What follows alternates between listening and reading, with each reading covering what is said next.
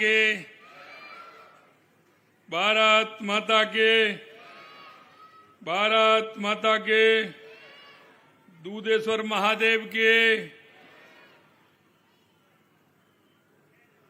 आज के इस दूधेश्वर महादेव मंदिर मूर्ति प्राण प्रतिष्ठा के कार्यक्रम में मंच पर विराजमान सभी श्रद्धेय संतगण, महाराज भाड़ूमठ श्री श्री 1008 शिवगिरी जी महाराज, महाराज बाली श्री श्री 108 श्री हरिप्रसाद जी, महाराज बड़गांव रानीवाड़ा श्री श्री 1008 लहर भारती जी, महाराज निम्बावास श्री श्री 108 अमृतनाथ जी, महाराज पूनासा मठ श्री श्री 1008 बाबू गिरी जी महाराज, महाराज गजपुरा मठ 1000 प्रेम भारती जी, हमारे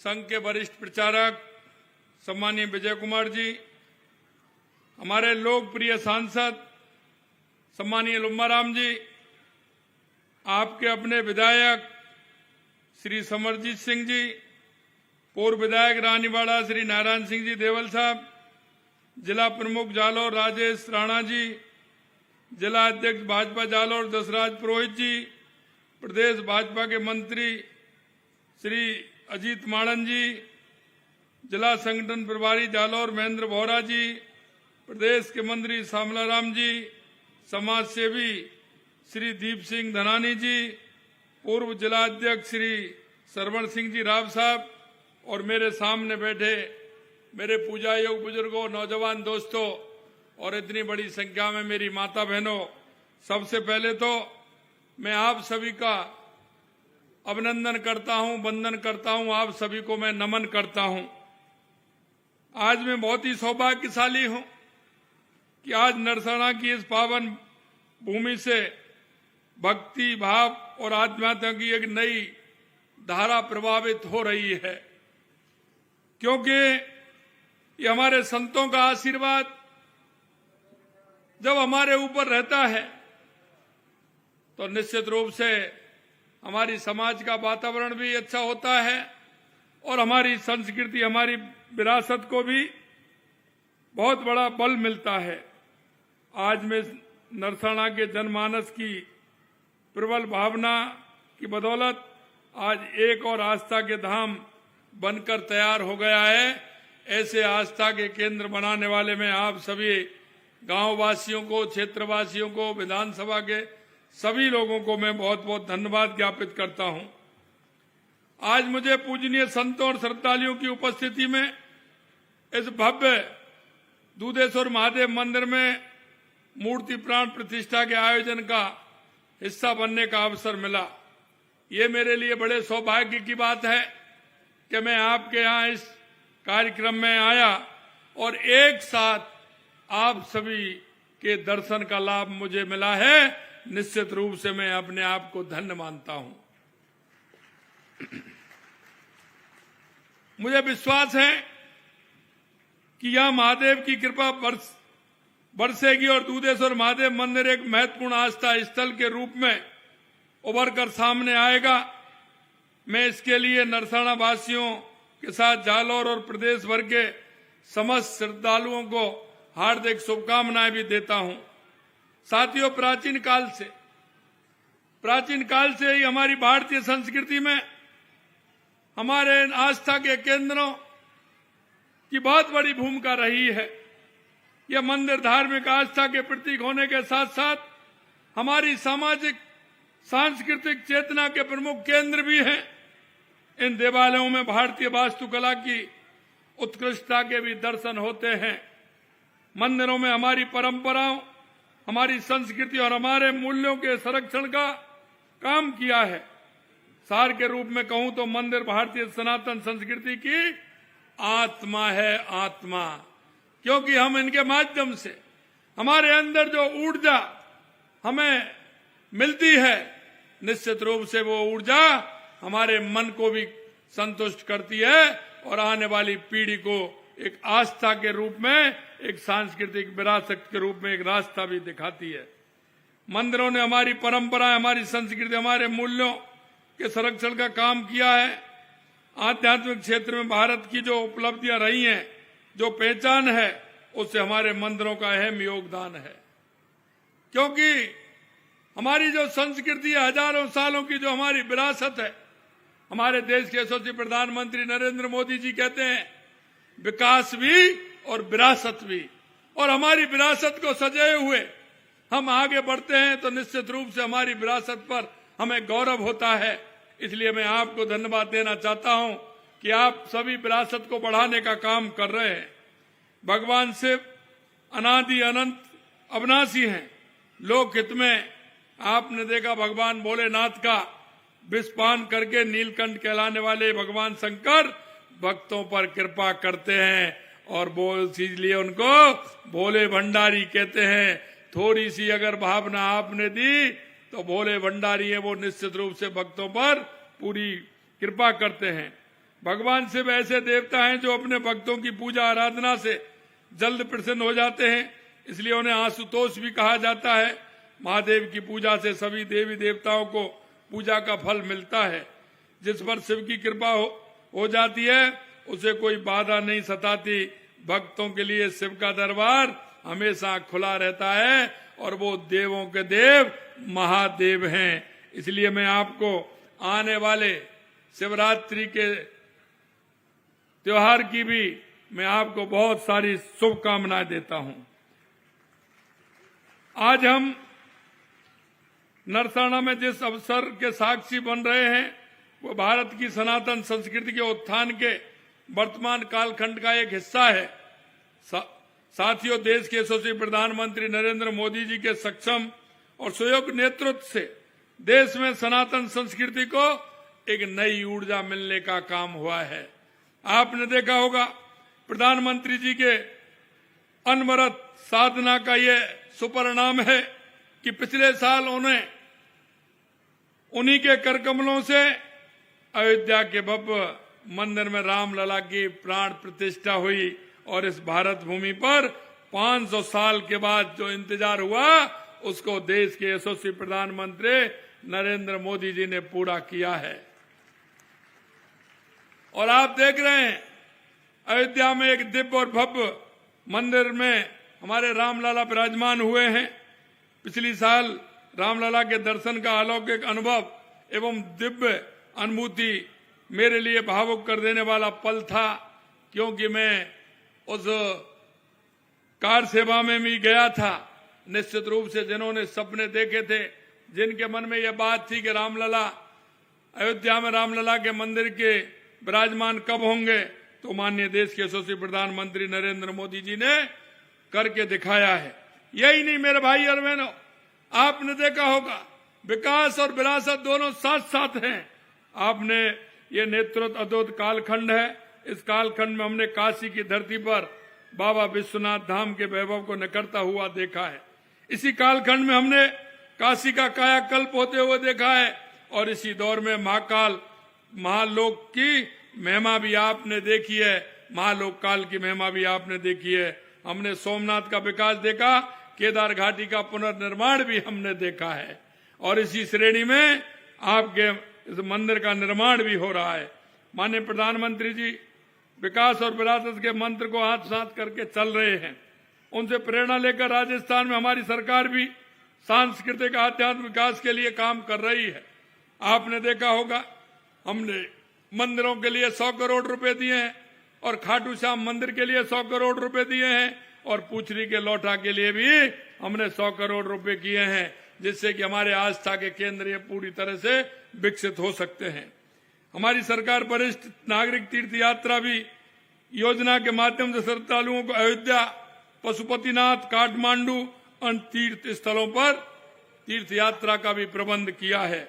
मैं आपसे कहना चाहता हूं, हमारी सरकार ने जैसा मैंने कहा खाटू श्याम जी के लिए भी काम किया है और दीपावली, होली, शिवरात्रि, रामनवमी आदि को आमजन पूरे हर्ष और उल्लास से श्रद्धा के साथ मना सके, इसके लिए हमने 600 मंदिरों में विशेष साज सज्जा और आरती के कार्यक्रम भी आयोजित किए हैं। हमारी सरकार प्रदेश भर में अनेक मंदिरों और आस्था स्थलों के विकास का काम कर रही है। आपने देखा होगा पुष्कर के ब्रह्मा मंदिर, रणछोड़ राय मंदिर, पचमदरा और धूलेश्वर मंदिर, महादेव, गुड़ामलानी, मथुराधीश मंदिर, कोटा आदि का काम भी हमने किया है। मैं आपको इतना कहना चाहता हूं, हमारे राजस्थान के अंदर हमारा विकास भी है तो हमारी विरासत भी है। इसलिए मेरे भाई और बहनों, मैं कहना चाहता हूं आप सभी से कि आपने देखा होगा हमको 1 साल 1 महीना हुआ है राजस्थान के अंदर। आप अगर विकास की दृष्टि से देखेंगे तो हमने ये रोड मैप बनाया कि राजस्थान में विकास कैसे हो सकता है। हमने देखा राजस्थान में सबसे पहले आवश्यकता पानी की है, तो हमारी सरकार पूरी 1 साल से पानी की व्यवस्था के लिए पूरे राजस्थान के लिए लग रही है। आपने चाहे हमारी ERCP की योजना हो, यमुना जल हमारा समझौता हो, चाहे हमारा देवास स्कीम से उदयपुर से हमारा पानी चित्तौड़गढ़ होते हुए राजसमंद और हमारे इस क्षेत्र को पानी मिले, उसके लिए हमने जो हमारे पानी आधा अरब सागर की तरफ जाता था और आधा पानी हमारा हिंद महासागर की तरफ आता था। अरब सागर की तरफ आता था, वो समुद्र में जाता, कोई काम नहीं आता।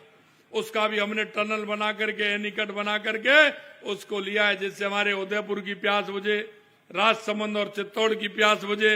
अगर आप वर्षा अच्छी हो तो उस पानी का लाभ पूरे राजस्थान को मिले, ये भी हमने बढ़ाने का काम किया है।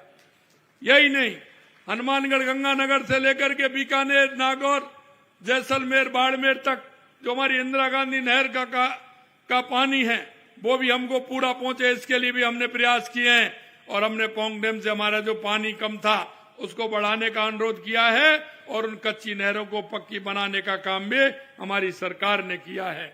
मैं आपको कहना चाहता हूं, मुझे पता है जालौर, सांचौर, हमारा पाली, सिरोही, इसमें पानी की कमी है, लेकिन मैं आपसे कहना चाहता हूं आने वाले समय में हम माही डैम से और हमारा जमाई बांध तक पानी ला करके इस क्षेत्र को भी हम आगे पानी लेकर के आएंगे। हम जानते हैं, हमने पूरे राजस्थान का नक्शा बनाया है, पूरे राजस्थान में कहां से पानी आ सकता है उसकी व्यवस्था हम कर रहे हैं। मैं आपको यह विश्वास दिलाना चाहता हूं, हमने पानी के रूप में यह व्यवस्था की है। आगे आने वाले समय में हमारे 2-3 प्रोजेक्ट आए हैं। ERCP का 13 दिसंबर को देश के यशस्वी प्रधानमंत्री नरेंद्र मोदी जी ने उसका शिलान्यास किया है। यमुना जल का हमारी अभी टास्क फोर्स बनकर के उसका काम भी DPR के लिए बन रहा है, इसका भी हम काम कर रहे हैं, क्योंकि सोम कमलाम से पानी आएगा और वो पानी आकर के जमाई बांध में आएगा माई डैम से। इसके लिए भी हम आगे बढ़ रहे हैं और जमाई डैम से वो पानी आपके यहाँ तक आए, इसकी हम पूरी तरह से व्यवस्था करेंगे। ये भी हम आपको विश्वास दिलाते हैं, क्योंकि योजनाएं बड़ी हैं, समय लगता है, लेकिन हम आपको ये विश्वास दिलाते हैं कि योजनाओं को धरातल पर लाने की हमारी सरकार पूरी तरह से कोशिश कर रही है। और मैं एक बात और कहना चाहता हूं, दूसरी समस्या हमारी यहाँ बिजली की थी। हमारे किसान को बिजली नहीं मिलती थी। हमने किसानों से वायदा किया है कि हम 2027 तक किसान को दिन में बिजली देंगे। उस क्षेत्र में भी हमने काम किया है। 2,24,000 करोड़ रुपए के MOU करके वो धरातल पर उतार के हमारे किसान को दिन में बिजली मिले, हमारे उपभोक्ता को बिजली मिले, हमारे उद्योग को बिजली मिले, ये काम भी हमने किया है। अब हमने हमारे जो युवा भाई और बहन हैं, जिनके लिए आवश्यक है कि रोजगार कैसे मिले, तो उस क्षेत्र में भी हमने काम किया है। आपने देखा होगा हमारे जो भाई बहन पिछली सरकार में जो पेपर देते थे, आए दिन पेपर लीक हो जाते थे। पिता विश्वास करता था, बेटा बेटी उनको विश्वास दिलाते थे कि हम परीक्षा में पास होकर के हम निश्चित रूप से आपके सहयोग में काम करेंगे, हम उनको सरकारी नौकरी मिलेगी। लेकिन मैं कहना चाहता हूं, 19 में से 17 पेपर लीक करके उन युवाओं के सपनों को बर्बाद करने का काम किया तो कांग्रेस की सरकार ने किया। मैं आपको इतना ही विश्वास दिलाना चाहता हूं कि आपने देखा होगा 1 साल में एक भी पेपर आउट नहीं हुआ, और हमने कहा कि 1 साल में हम युवाओं को 1 लाख सरकारी नौकरी देंगे।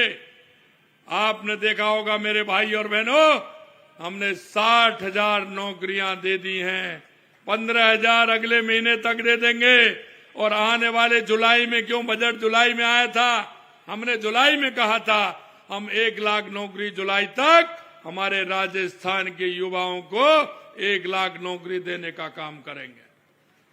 यही नहीं, आपने देखा होगा, मैं अभी देख रहा था, पढ़ने वाले छात्र छात्राएं जिस निगाहों से देख रहे थे, उनके मन में जो भाव और भावना थी, मैं जानता हूं, क्योंकि मैं एक आप जैसे ऐसे गांव से ही निकल करके आया हूं।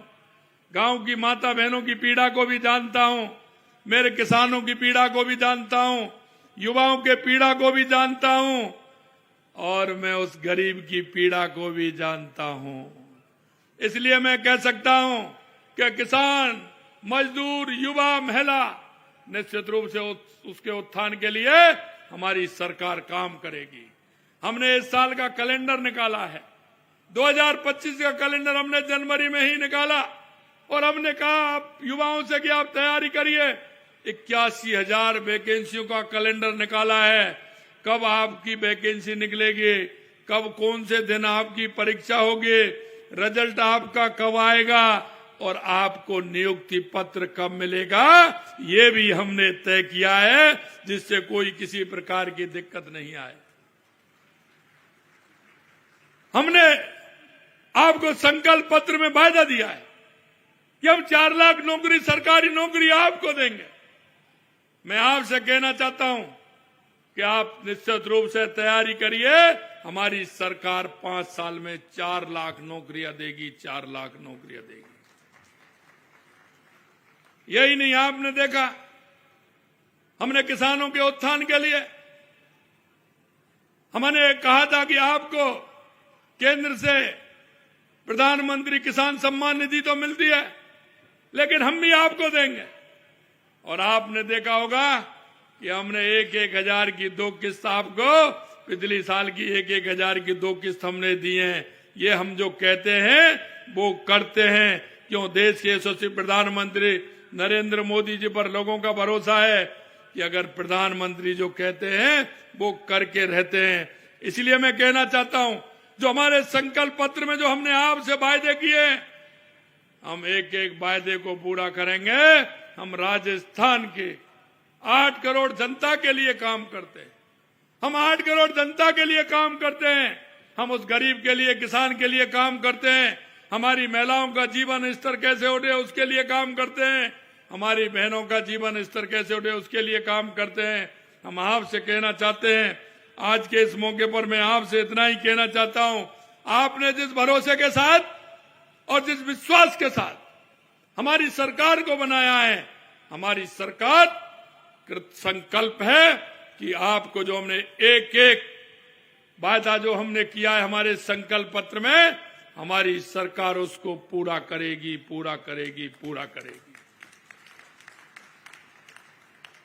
आपने देखा होगा, अगर मैं बताने लगूं तो हमने कल लगभग 1 साल के अंदर 50 से 55% वायदे हमने पूरे किए हैं। आप सभी को पता है कि जिस दिन से हमारी सरकार आई है, हमने हर काम हाथ में लिया और उस काम को कर रहे हैं। लेकिन एक बात और मैं कहता हूं, जिसकी दृढ़ इच्छा शक्ति होती है, ऊपर वाला भी उस पर मेहरबान होता है। अब की बार सभी के सभी बांध भर गए, वर्षा अच्छी हुई है। मैं देख रहा था ऊपर से, आपके भी टांके भरे हुए हैं ना। बारिश अच्छी हुई थी, अच्छी बारिश हुई है और बीच में महावट भी पड़ गई, तो फसल भी ठीक है, किसानों के चेहरे पर मुस्कुराहट है। इसलिए मैं कहना चाहता हूं कि जब चलते हैं तो निश्चित रूप से ईश्वर भी देखता है और वो भी मदद करता है। आज के इस शुभ अवसर पर मैं इस मंदिर प्राण प्रतिष्ठा के लिए आप सभी को बहुत बहुत शुभकामनाएं देता हूं और भगवान महादेव से प्रदेशवासियों की सुख समृद्धि की, अमन चैन की कामना करता हूं। पुनः आप सभी को बहुत बहुत शुभकामनाएं, बहुत बहुत धन्यवाद। जय हिंद, जय भारत, जय राजस्थान, जय राजस्थान। एक बार जोरदार तालियां बजाओ हमारे राजस्थान के यशस्वी